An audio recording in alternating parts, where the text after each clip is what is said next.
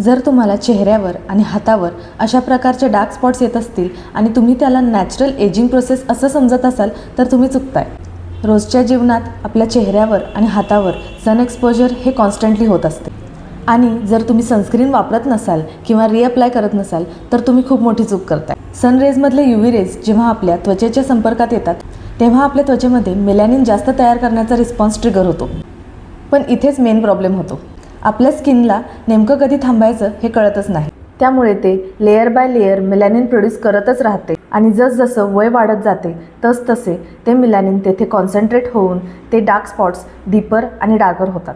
आणि जर तुम्ही ते एक्सफोलिएंट्सने घासून काढण्याचा प्रयत्न केला किंवा ब्राईटनिंग क्रीम्सचा वापर केला तर उलट स्किन इरिटेट होऊन तेथे इन्फ्लेमेशन होऊन अजून डार्क स्पॉट्स तयार होतात. जर तुम्हाला खरंच हे डार्क स्पॉट्स घालवायचे असतील तर जवळच्या त्वचारोग तज्ज्ञाला भेटा जे त्याच्यावर टार्गेटेड लेझर करतील. आणि सगळ्यात महत्त्वाचं तुमचं सनस्क्रीन स्किप करू नका.